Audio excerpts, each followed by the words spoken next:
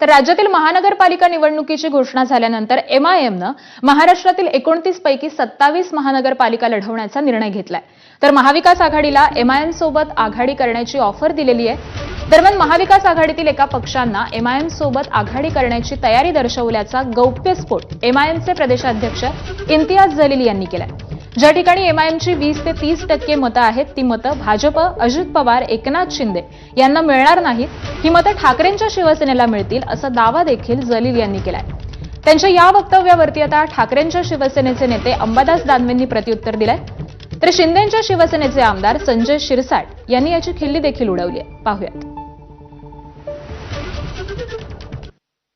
आता काय आहे, महाविकास आघाडीच्या एका पक्षाने आम्हाला ऑफर केली होती की आम्ही स्थानिक लेवलवर तुमच्यासोबत अलायन्स करायची इच्छा त्यांनी दाखवली होती.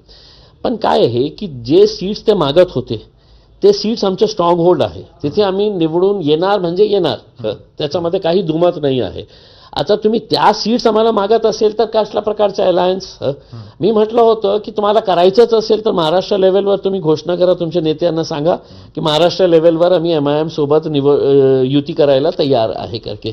तुमच्या सोयीनुसार फक्त एका शहरापुरता तुम्ही करणार असेल तर मला मान्य नाही होतं, म्हणून आम्ही रिफ्यूज केलं होतं. ते कोणता पक्ष आहे तुम्हाला माहिती? कोणता असेल? उभाटाशी दुसरं कोण नाही ना. ह्या आता त्याला एकच आहे, कोण होतास तू, काय झालास तू, अरे वेड्या कसा वाया गेलास तू. दुसरं काय आहे यांच्याकडं? आमच्याकडं एका प्रभागामध्ये 40 जण इच्छुक आहेत. तुम्ही यादी बघा, तुम्ही जाऊन बघा. आणि यांच्याकडे प्रभागामध्ये माणसं नाहीत. ही परिस्थिती त्यांची. म्हणून हे झालंय यासाठी बदलती भूमिका, स्वतःचा अहंकार. हे बघ, उद्धव ठाकरेंना काही इम्तियाज जलील सांगतील म्हणून मुस्लिम मतदान करतील अशातला काही भाग नाही. आताच्या घडीला जी भारतीय जनता पार्टीची वागण्याची पद्धती आहे, शिंदे गटाची जी वागण्याची पद्धती आहे, ही जर बघितली तर मला असं वाटतं शिवसेना हिंदुत्ववादी जरूर आहे, परंतु बाकीच्यांचे दुश्मन थोडी शिवसेना मुस्लिमांची.